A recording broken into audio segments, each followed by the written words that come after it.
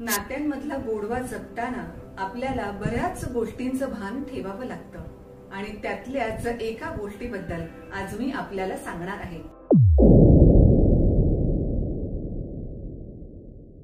नमस्कार, मी अंजली धानोरकर, उपजिल्हाधिकारी।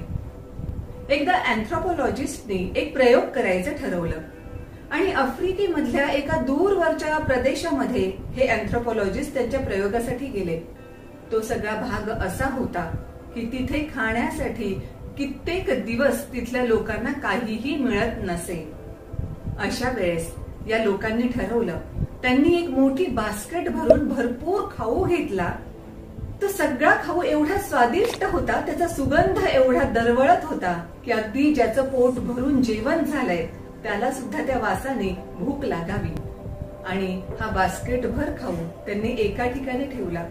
अगदी छोटी छोटी मुलं तिथे होती, ज्यांना सुद्धा कदाचित कैक दिवसांपासून खाण्यासाठी काही मिळालं नसेल। या अँथ्रोपोलॉजिस्टने त्यांना एका रांगेमध्ये उभं केलं आणि सांगितलं की बास्केट अशी एका ठिकाणी असेल, तुमच्यापैकी जे कोणी खूप फास्ट धावत जाईल आणि सगळ्यात अगोदर त्या बास्केटला टच करेल, तेव्हा हा संपूर्ण बास्केटभर खाऊ त्या एकट्या मुलाचा होईल।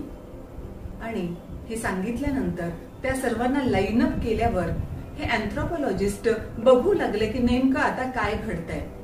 पण टू देअर सरप्राईज हे सगळे मुलं लगेच धावायला सुरुवात करण्याच्या ऐवजी आपापसामध्ये त्यांच्या भाषेमध्ये काहीतरी बोलत होते।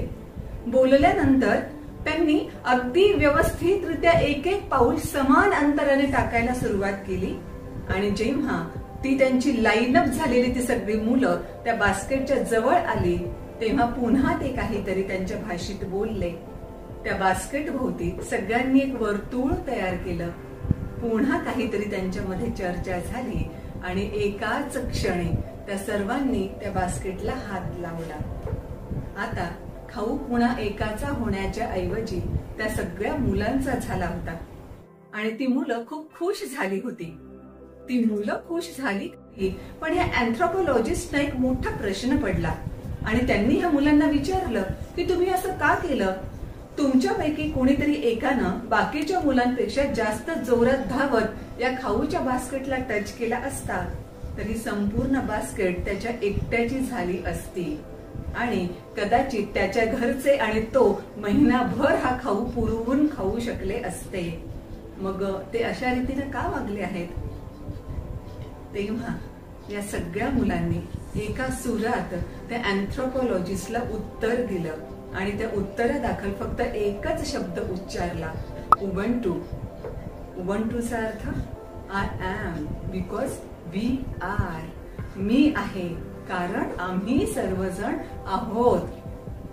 खरंच विचार करायला लावण्यासारखं आहे ना? आपल्या प्रत्येकाचं अस्तित्व महत्वाचं आहेच, पण आपलं अस्तित्व तेव्हा महत्वाचं ठरतं जेव्हा आपल्या अवतीभोवती हे सगळे लोक असतात। म्हणूनच आपण फक्त आपलीच प्रगती गाठण्यासाठी जीवतोड प्रयत्न करण्याऐवजी खरंच या सर्वांमुळे मी आहे असा विचार करून थोडासा वाटा आपल्या समाजासाठी सुद्धा उचलूया का? आणि अशा रीतीनं जेव्हा आपण आपल्या समाजासाठीही आपलं योगदान द्यायला लागू, तेव्हा फक्त मोजक्या लोकांमध्येच आपला नात्यांचा गोडवा निर्माण झालेला असेल असं अजिबात नाही, तर हा नात्यांमधला गोडवा अगदी लॉंग डिस्टन्सच्या लोकांपर्यंत सुद्धा पोहोचलेला असेल। तुम्हाला काय वाटतं? अवश्य मला खाली कमेंट बॉक्समध्ये लिहून कळवा। Thank you so much.